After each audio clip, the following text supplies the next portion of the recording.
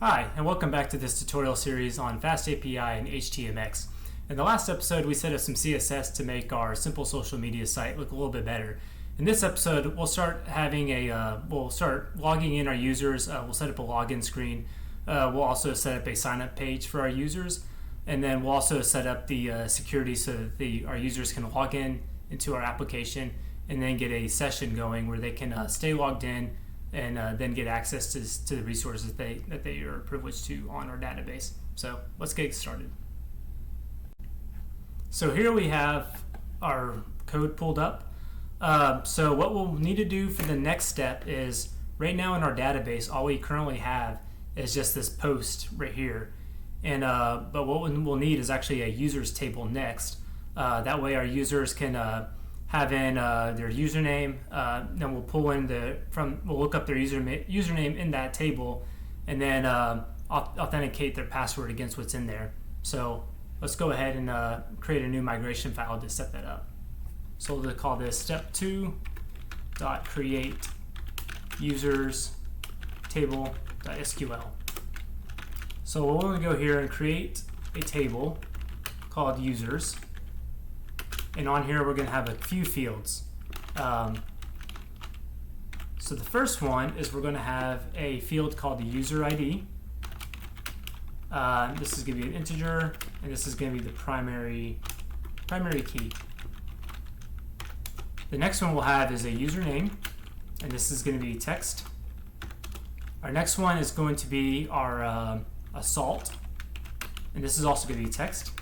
So what the assault is for example, our users may put in a not very strong password, such as it could be something simple as "you'll never guess" or "secret," but that wouldn't be a very strong password. So what the assault does is it's basically will generate a random text of strings, and then we'll append that to the user's password, just so that whenever it gets hashed, it'll make it less likely that a hacker, if they were to get a hold of our database, that they could somehow reverse engineer and figure out what their password was, by seeing the common occurrences of certain hashes across our database. And then the final thing we'll have is the hash password. So next, we'll then want to go and start moving over the data. So what we'll do is say insert into our temporary post, and it's always good just to kind of put the columns you're going to put in here explicitly. So we'll go ahead and do that, and we're just going to do all of these right here. So let's do all 4 of these, and then we'll just go and fix these up here.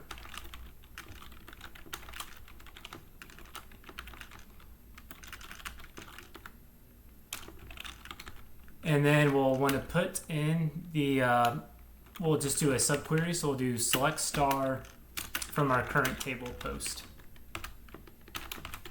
So if we'll do this, we will execute this, and let's see if we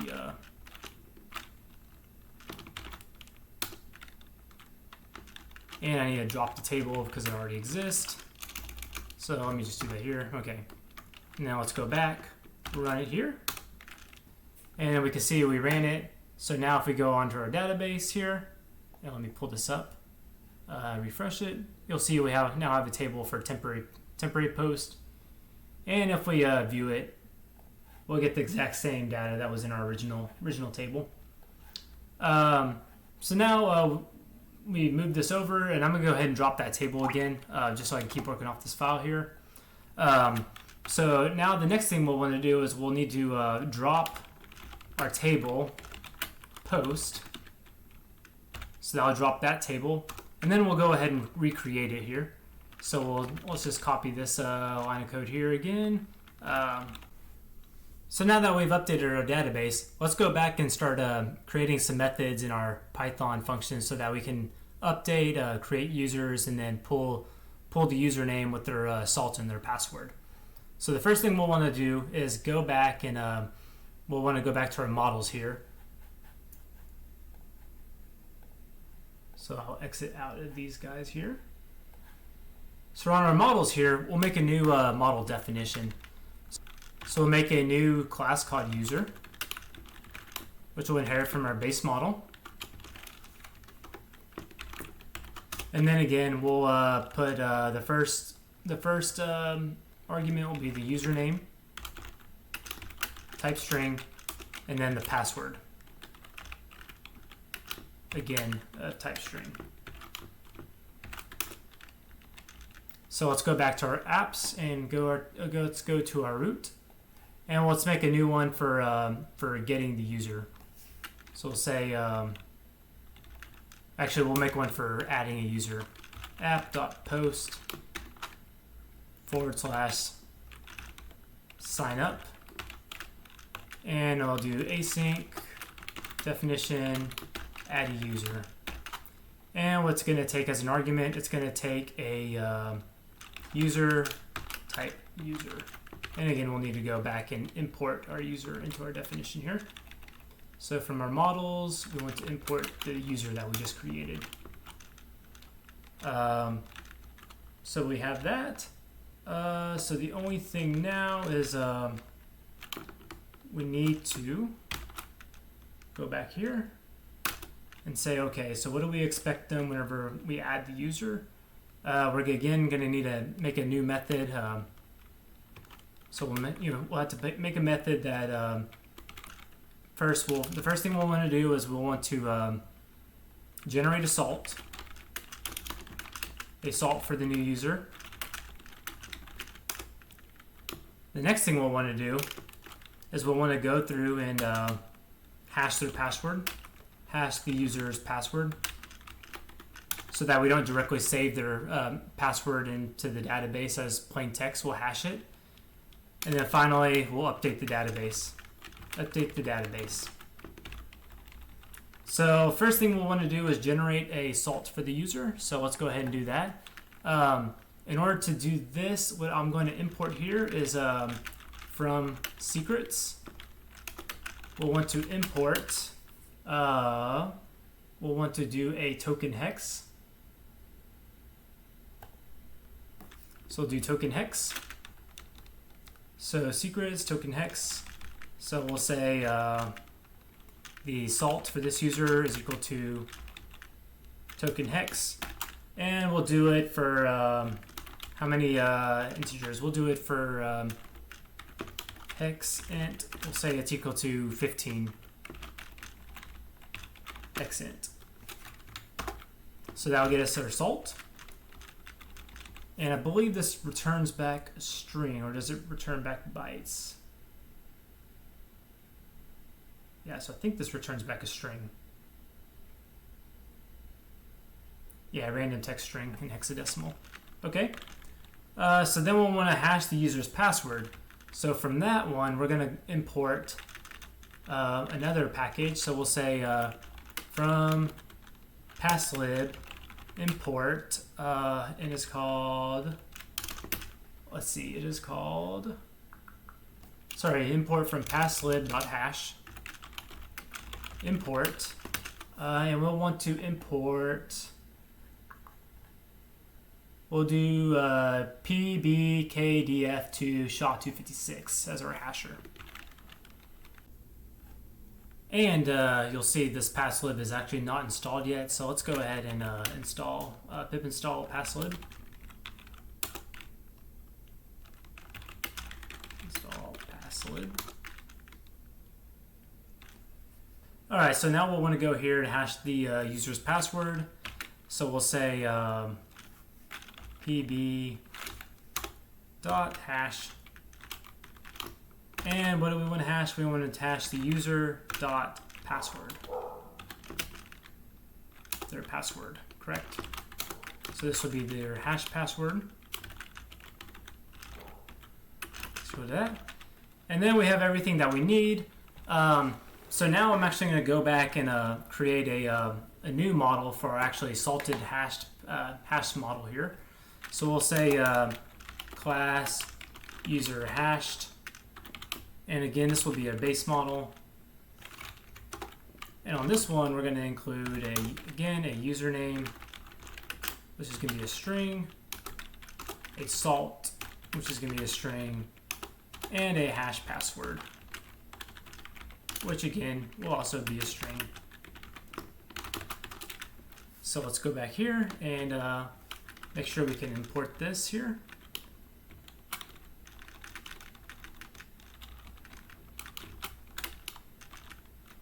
User hashed. And let's go back here and create a new user hashed.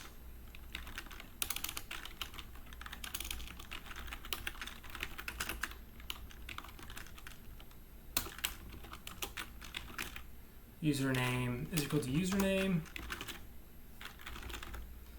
The salt is equal to our salt. And our hash password is equal to our hash password. And username is not correct, so we need to do user.username. And that should work out. And so now we'll just need to create a method to, we'll create a method called like create user, and then we'll pass it in our hashed user. So for that, we'll need to go back into our database.py file here. And so again, we'll make a new method called create a user. And this is going to take a connection. And again, this will take a our hashed user, correct? So let's go and import that up here. For models, we'll have our hashed user hashed. And we'll take in the user hashed here.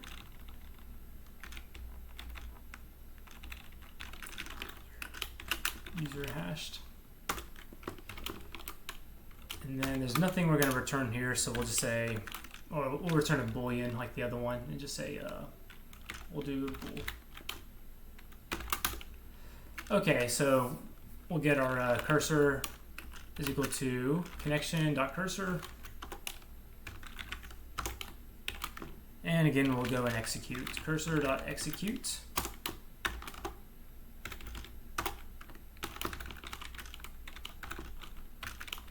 Insert into users. We're going to say this is going to be the username, the salt, and the salt, the hash password. And we want to insert the values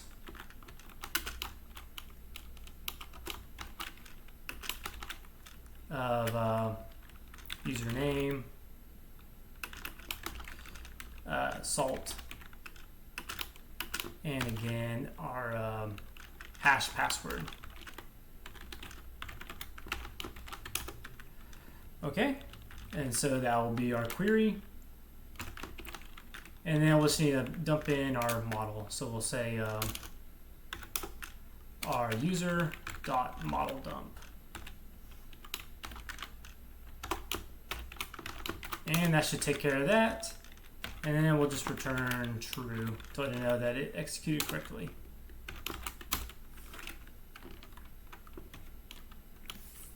So that should work out here. So let's just go and do create user, and then again we'll need to import it. So let's go to our database and create user and import that. And if that works out, we should be able to run this and add a username into our database. So let's just go and test this out real quick and see if we can run this. So I'll run FastAPI dev run, pull up our development server here. Oops, FastAPI dev app.py. And let's control click here to pull them up.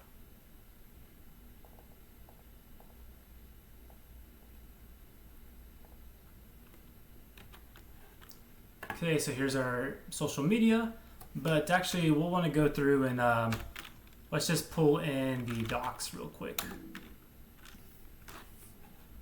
So let's try our sign up and see if we can test this out and see if this works for us. So we'll try it out. So the username will be test user, and password will be secret. And we got a error here. So let's see what our error is. Create user missing one required positional argument, user. Yep, so we actually didn't pass in our connection here. Connection and our hash user. So let's try that again. We'll go back to our test here. So let's execute that again. And now we get a response 200. Let's go back to our database and see if we indeed got that user added into the users. So let's see, show table.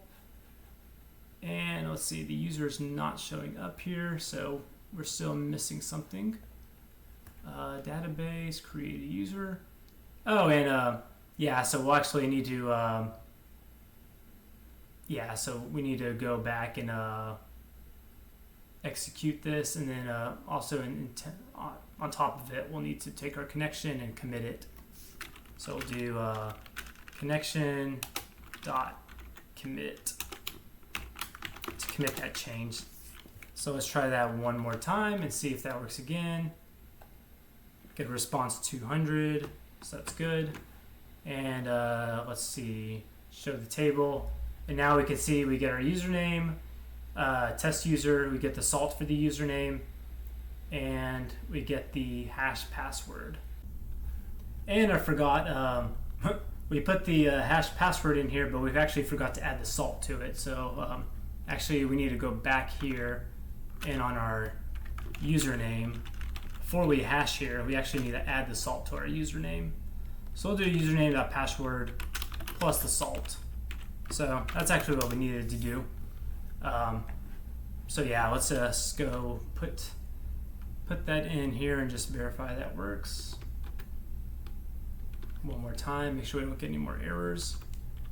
So let's just execute this one more time. And again, you'll see we indeed get the correct response there. Let's see if we get it on our database. So let's see, show the table, and yes, we see we get a second user. So if you notice, we actually have another error here. So I put in 2 users with the same user ID.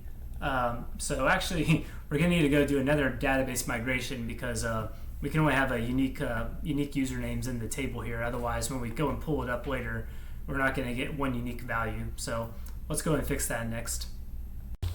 And now let's go through and see if we can run this, run our database, and see if that works out. Get user miss username, one positional. Oh, so we also need to pass it the connection, and we'll give it the string. And we see we get it back, so that works. And then let's try it for another one that's user that's not in the database. Test user, and we get none back. So that works as expected. So now what we'll want to do is go back to our apps here, and we want to first check that the user is there. So we'll go to our post, add user, hash. So before we add it, we'll probably just do this right at the very beginning. So we'll say get user.username, and we'll again want to go and import this. So from that bit, we'll have to get user, and we'll go through here and say if let's see, we'll call this if get user is not none, then we're going to say return user name taken. For right now, that's a placeholder. We'll fix that later, but we just want to make sure that whenever we go on our FastAPI that it works out for us. So let's test that out, and let's see if we can get this to execute a little bit more gracefully now. So we'll do the same command, and let's see what we get. So we still get the same error code up, and because I didn't put the connection string again, So we'll go back and add our connection.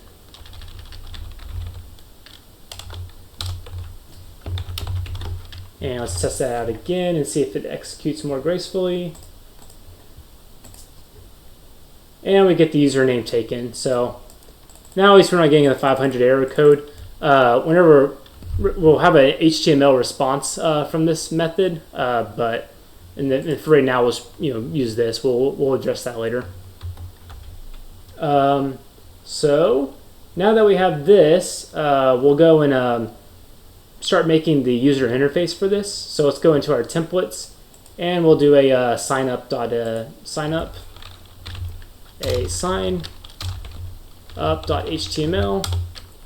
And so for here, let's emit and make a form.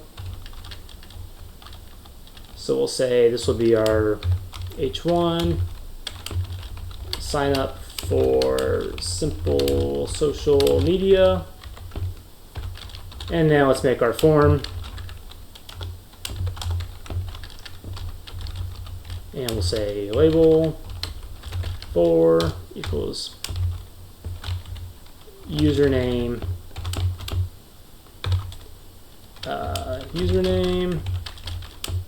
input will be type is going to be text, and we want the name to be equal to username,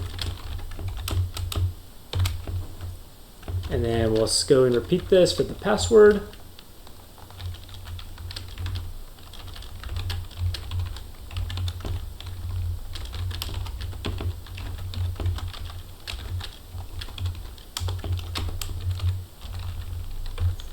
And let's go and do a submit button.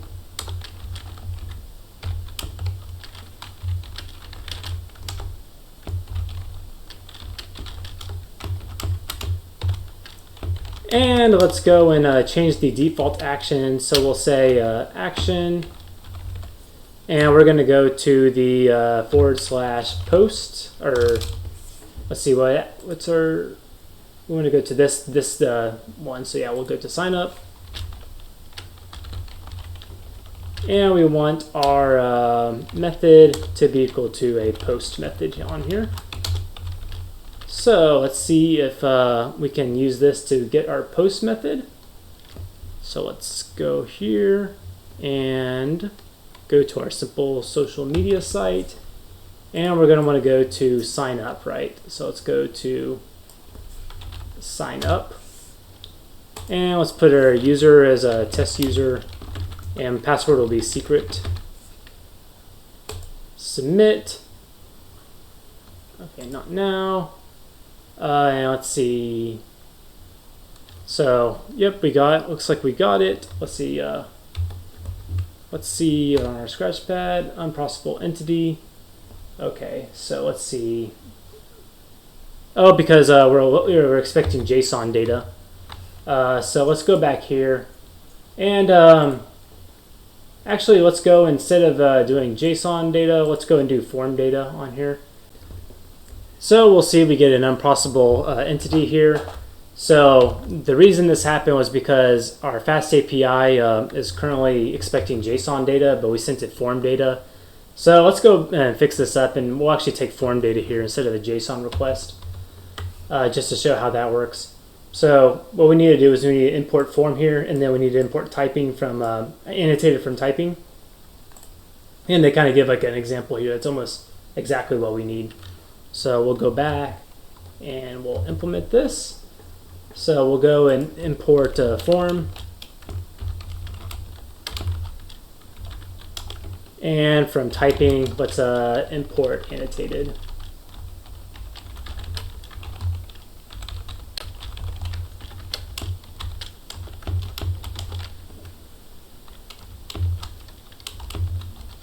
And so again, we'll take form data here. So we're going to say user. So we're going to have a username. Username is type form data. Sorry, annotated string type form. I believe. Oops, and these need to be in square brackets, I believe. let me check the documentation, make sure we specify that correctly. String form, and this needs to be in brackets. Bracket it off. And we'll say password is again going to be annotated. And it's going to be string form like this. And the request we'll get to later. This will be so we can return a template response. So again, now we need to fix this up because our username is obviously just going to be the username. And the password, we're just going to use the password.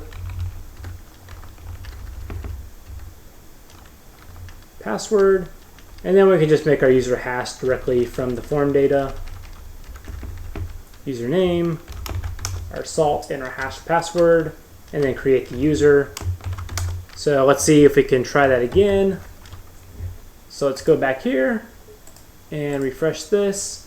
We get test user, and it's going to be secret.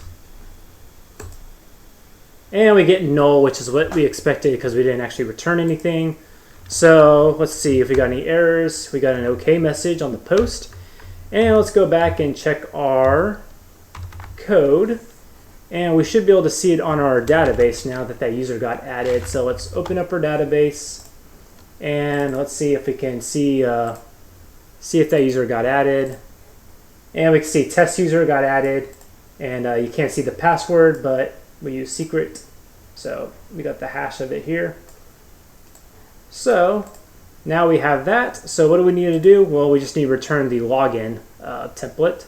So we'll go and add a login. So once they successfully sign up, we'll have them go into the login screen so they can log in. So this will be our login.html. And let me move this into our templates. So the login is going to be quite similar to the sign up. So I'm just going to go and copy this all here. And let's go and just paste that in. Actually, I forgot. So before we go back here, I actually want to go and turn this sign up into a template. So as you remember, the username is unique. So we'll need to actually have a string of text. So like if I go back here to the sign up and I try this again, username, it really doesn't matter what I put here, but remember the test user is already in the system. I'm going to get this this little string back that says username taken, which I'd rather, instead of returning this back, what we want to return back is a proper HTML form. Ideally, we just want to return back the form again with just some text saying username already taken. So let's go back to our sign up page, and we're just going to actually turn this into a template response. So what we'll do here is say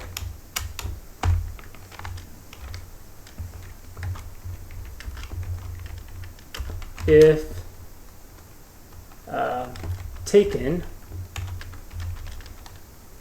then we'll do /div username already taken. Pick a new username. And then let's go and end this diff.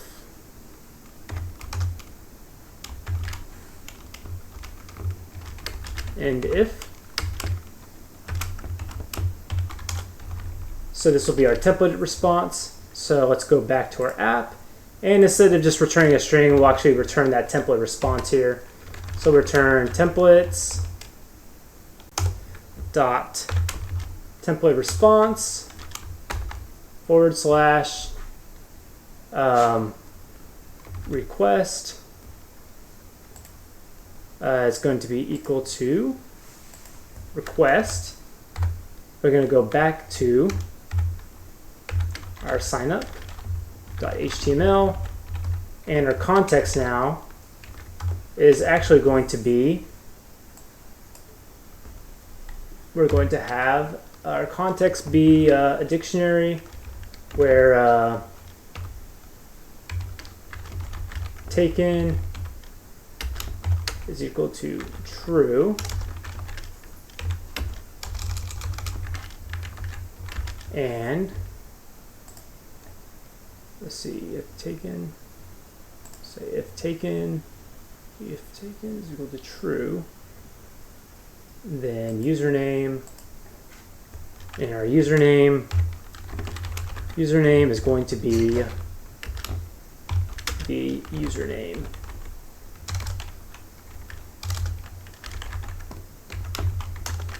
So let's go back and see if that works for us.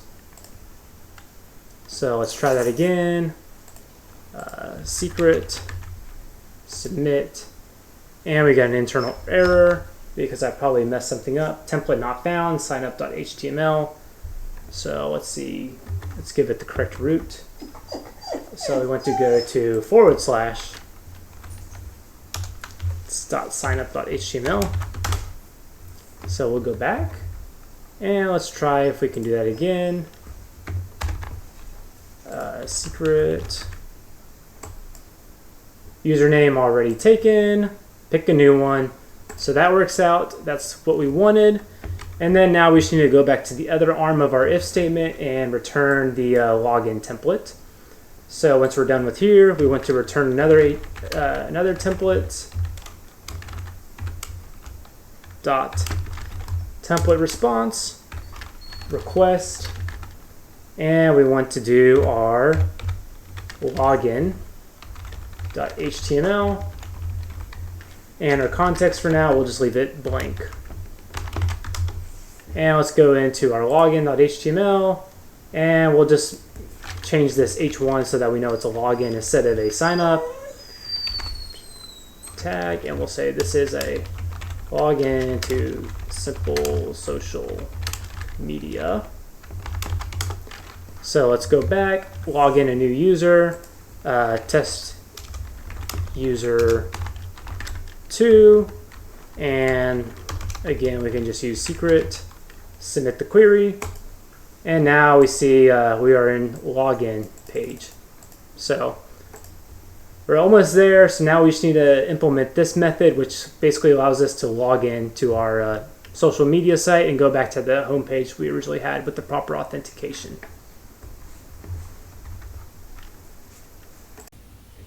So this currently works out, but the issue that we currently have is that whenever we go to our sign up, the only way to get to our login page is by signing up. So we have no route to get to the login. So ideally what we'd like to have is like a route here that's like /login. Right now we don't have that. So let's go ahead and make our login. So this will be pretty similar to our sign in. So I'm just going to go ahead and copy our sign up get method here. So we'll just copy that method here. And instead of sign up, this is going to be our login get. So we'll change this to login. And instead of going to the sign up response, we'll go to our login.html response. So let's go back and see if we can pull that up. Let's refresh this page. And now we get our login. So that's ideally what we want. And the other issue is whenever we go to our sign up page, after we're done signing up, we're currently just returning a template response and pulling in the same thing as this. Ideally, what we want to do is actually just do a redirect. So we'd rather just redirect after we log in, redirect it to the login page. So the way we can do that with FastAPI is from our response module, we can import the redirect response. And then I'm also going to import the status module from just the FastAPI, and you'll see why in a minute here.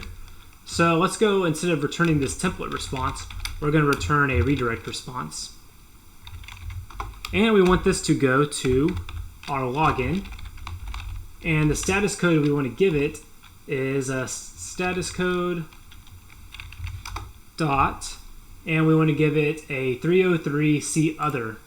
So the reason why we have to do the HTTP 303C other status code is because this is currently a post method, but the login right here is a get method.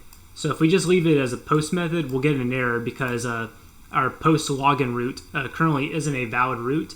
In a minute, it's going to be it will be a valid route, but again, we don't want to keep passing it through to that post login. We just want to redirect the user to the login page and make them manually log in by typing on our website.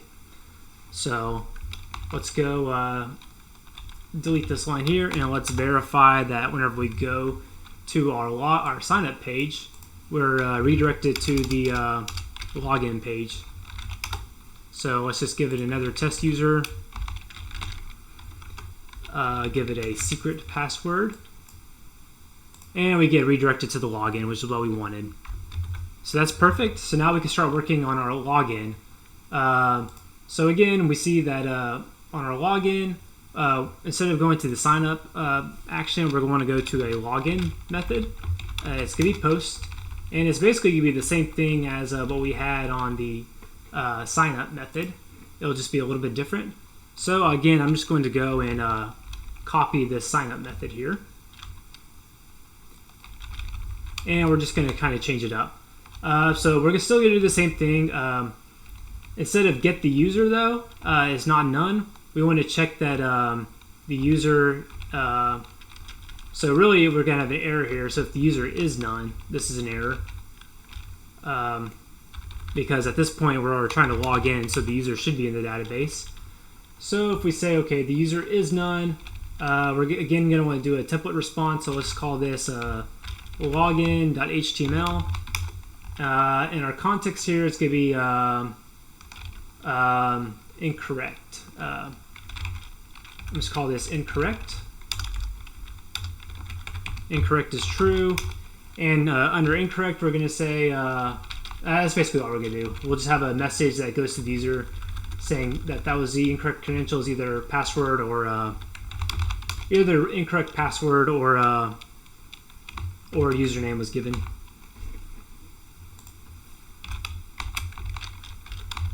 So let's go back to our login page, and we're going to insert some Jinja here.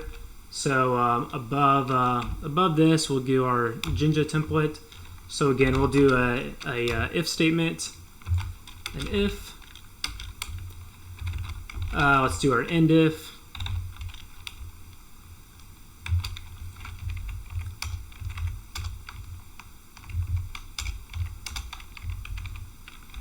End if. So in here, we'll say if taken. Then what do we want to do if it's taken? We want to insert a div. Yeah, just a div. And we'll give it a p block. We'll say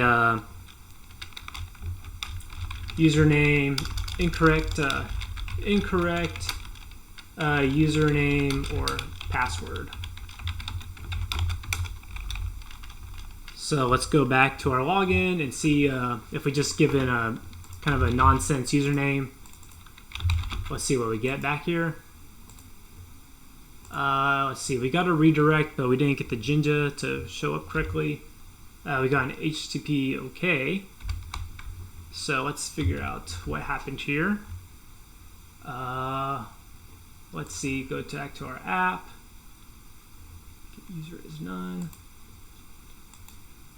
Oh, this is supposed to be incorrect. Sorry, not taken. If incorrect,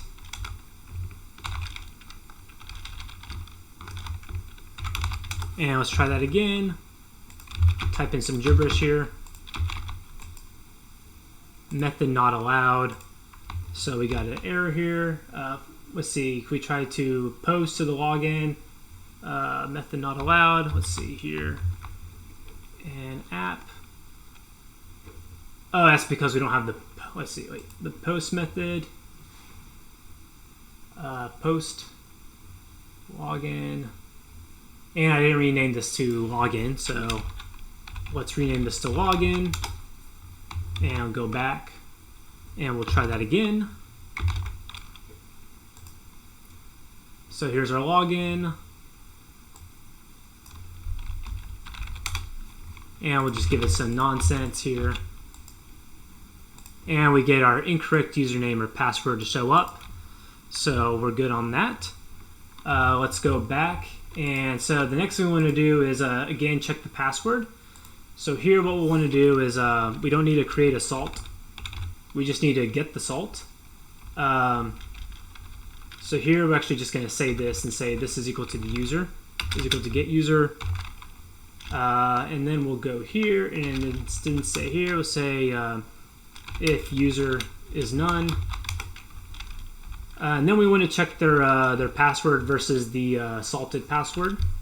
So we'll go through here, and we'll do our PBK SHA-256, and we want to verify it. So the secret that we have here is going to be the password provided by the user. So we're going to say the password from our form data, password. And what's going to be the hash? Well, the hash is going to be the, and actually we need to add the salt here. So we'll add our user.salt. And what do we want to, our hash is going to be the user.hash password. So this is going to be a verification. So this will return a true or false. So say if not, so if this is not true, then again, we're just going to return the same template response here.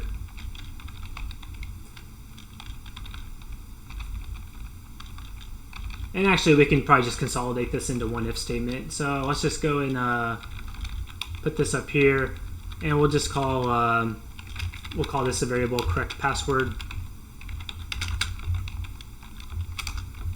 So we'll say if user is none or not correct password, then we'll return this response here. So here we don't need to update the database. So at this point, the user is correctly in the system. And so now what we'll need to do is we'll need to make a session for the user. So the next thing we'll need to do is create a JWT. So if you go to the FastAPI documents and go to the section on security, you'll find some information about JWT. But basically what JWT does is it's a way that you can codify a JSON object into a string. So it looks like something like this. So it's basically like a text string followed by a period, another text string followed by a period, and then another text of string. And basically the main content is going to be embedded in this this middle text of string here, which basically we can go through and decode that back into a Python dictionary. And on that we can keep information such as users that's currently logged in, and we can also have information about when that session will expire. So this way the user can send us the user that's logged in without having to constantly log in anytime they need to access some sort of privileged portion of our database. So what you'll need to do is install PyJWT. So I believe I already have that installed, but we can see pip install PyJWT. As you can see, we already have installed. So we want to go here and import JWT, and then let's go back here to our post and go to our login. So we'll go here, and after we've successfully validated that this is a correct user, we'll do a JWT.encode. And what do we want to encode? We want to encode the payload. So under payload, we're going to include, so we'll go and encode our username, and this will be the username,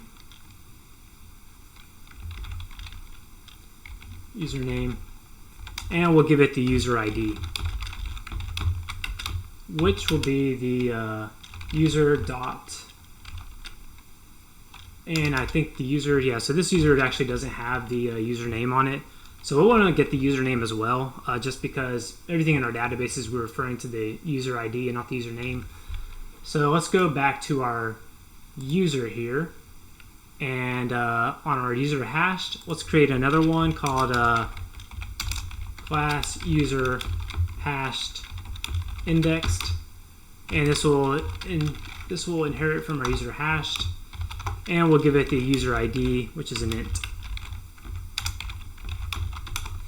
And let's go back to our database and update our database so that whenever we return our get user, we'll also take the user ID, and then we'll do that to our user hashed indexed here. This will be a user hash indexed. And we'll need to import user hash index into our models. From our models, user hash indexed.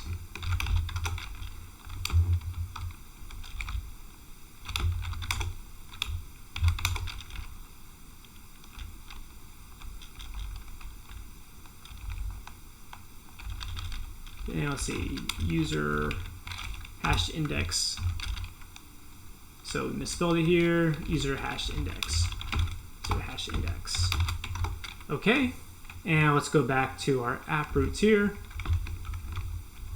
So we'll want to encode the user and the user ID. User.user ID.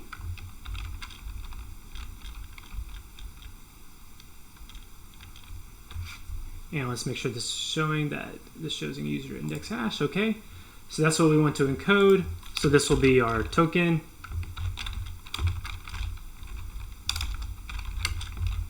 Will be equal to this. Now, the next thing we'll want to do is we want to add this token into our HTTP only cookie. That's the safest way for it to, for the client to hold this JWT token, but not have it accessible by JavaScript, so that there's no security concerns with some malicious JavaScript running on the user's browser that could take that token and then, use it and come in from another computer and logged in, with credentials, saying that they're claiming that they're logged in as a user and do nefarious means on the website. So we'll go and do, this will be our response. And the next thing we want to do is we want to set the cookie of this response. So we'll go to response, and we want to set the cookie. And so the key we want to set is going to be the access token. The value we want to set is going to be, we want it to be bearer, and we want it to include our token. We want it to be, we can give it an expiration date. And actually on this JWT, I forgot before we finish up the JWT, we need to give it a key. So that's actually a required argument. So we'll go through and do a key real quick. So let's go up here and we'll give it a key, a secret, a JWT key. And we'll need to give it a random key. So the easiest way to do this is to go on your terminal. So we'll do simple rand. We'll give it the option of hex, and we'll give it 32. Sorry, the open SSL. We'll do open SSL rand 32. And then in a production environment, you don't want to save this into an environment variable. But in this case, I'll just include this in the actual source code, which again, you wouldn't want to do this in production. Save it as an environment variable. So we'll go back to our here, and we'll just save this as our JWT key. And let's just paste this in. And we'll go back to our JWT key, and we'll give it let's give it the key here, and this will be our JWT key. So as I was mentioning, we want to go and set the cookie, access token, bearer. Some other options we want to do here is we want to give an expiration date. We also want to give it a HTTP only, and the same site. We want to do lax, so we'll do same site. Same site will be lax. We'll want to give it an expiration date, expires. So for the expires, this will be an integer in number of minutes that it expires. So again, we'll want to give it an expiration date here. So let's go back here and also give an expiration date or expiration time. And we can just give it, we'll give it 3,600 minutes for now, which would basically be 1 hour. So we'll give it that for default. We'll keep the user logged in for an hour and before we ask them to re-log in. So we'll say this will be the expiration time. And the last thing you'd want to do is in production, you want to set this on, is the HTTP only. You'd want to set this to true in production.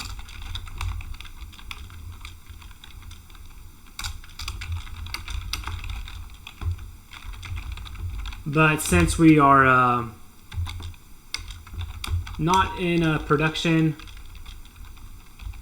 actually we want to set this to true in production, and the what we also want to do is secure. We want to do secure is equal to true in production.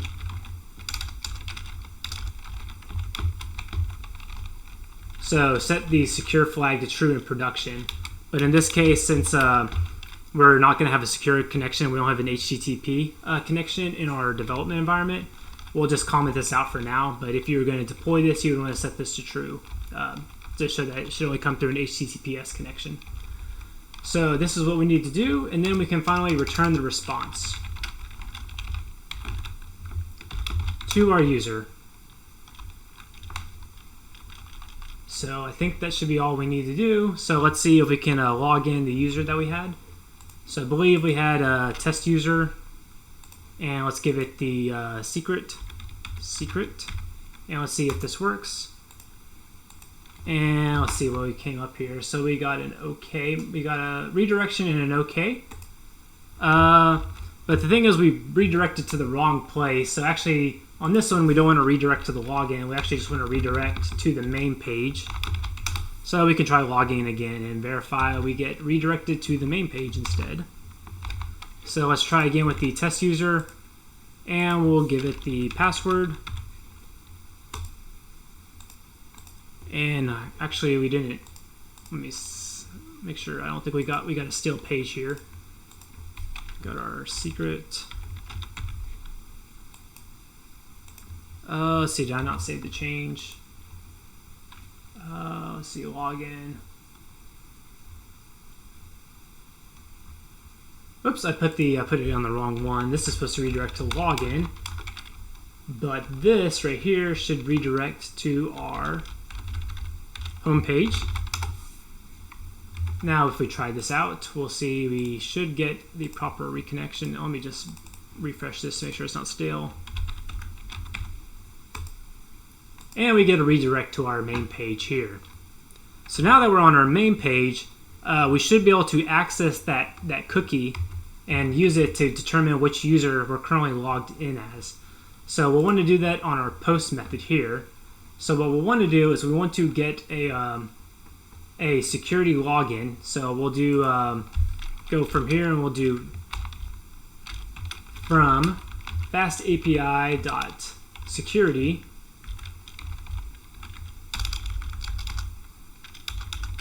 FastAPI.security. We want to import OAuth 2. So we'll need to make an OAuth 2, and so we'll make a new class, class here called our OAuth cookie, and this will import from OAuth 2. And we just need to have a method called call on here. So it needs to be a callable method. And what we'll want to do here is say where we're going to call it from. So we're going to give it from our response. Let's give you a class response. So this will be a request. So this will be our request.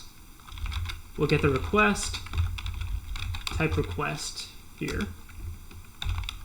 And this is going to return our user ID. So this will return it back an int. So we'll go through here. So what we'll want to do here, oops, and I need to give it a function definition. So what we want to do here is we want to get the token right from our cookies. So let's pull in the request dot cookies dot get, and we call this our access token. And so we're going to say our access token is that, and we'll want to go and get only the string So if you recall on here, we called it a bearer / token, so we only want to get the actual token from it. So I'll just go and subset this and get the token, and then we'll go through here and we'll go through, and actually I'll just do a tuple unpacking instead of doing that. So we'll get the token from there, and now that we have the token, we'll need to go and decode it. So we'll do JWT dot, we need to decode it, decode, and we want to decode our token, and our key is going to be our JWT key, and that should be all that we need to get here. So this will be our data, and once we have our data, and I'll just go through, and actually I'm going to move this below here. I'll put this definition down here, and then once we have our data here, what we want to do is just return our data dot user ID, and that will return us back the integer. So now that we have that, we can go back to our post, and in addition to our post and our request, what we want to now do is do our token, right? Our user ID is an int, and we're going to say this is equal to depends on our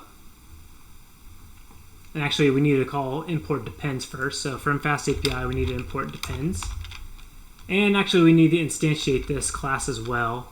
So we'll go through here, and once we define the class, we'll just say our OAuth cookie,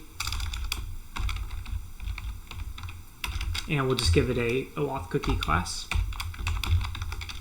So we'll go here and go back to our post, and we'll say this depends on our OAuth cookie.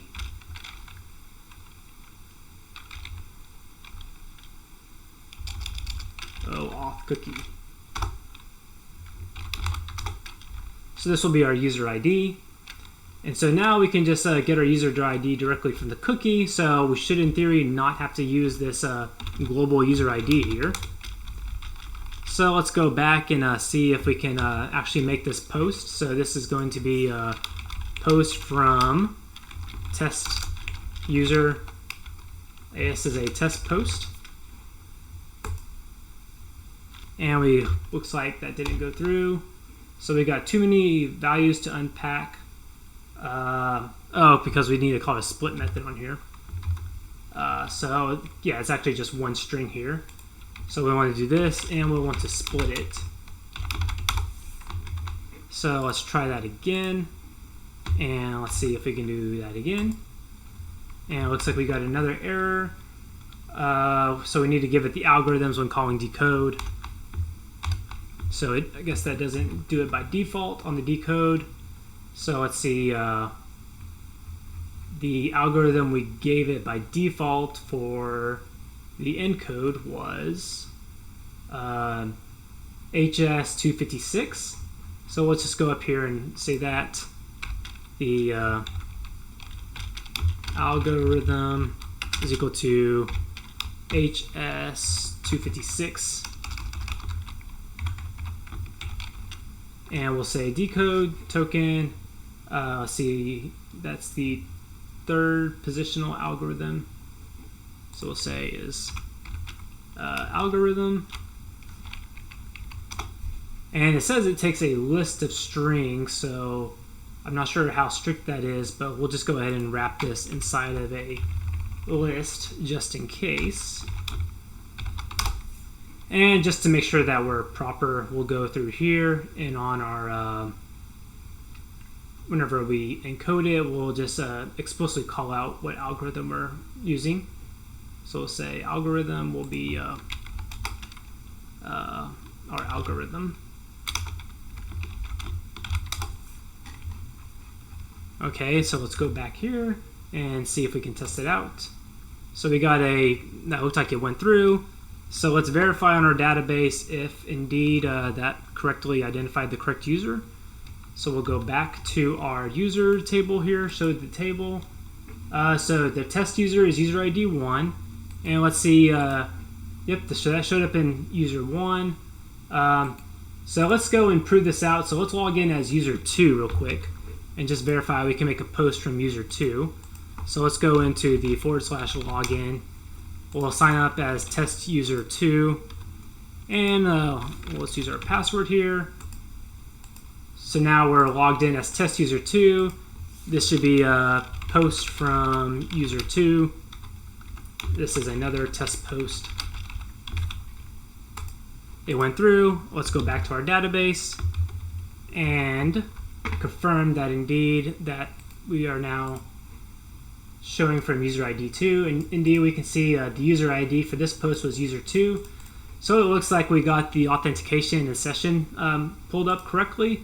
So this has been a very long video, so I think I'm going to go ahead and stop it here. Thanks for hanging in there. And then we'll be back and keep adding features to this application. But thanks for sticking around, and hope you enjoyed the video. If you liked it, consider liking and subscribing. Thank you. Bye.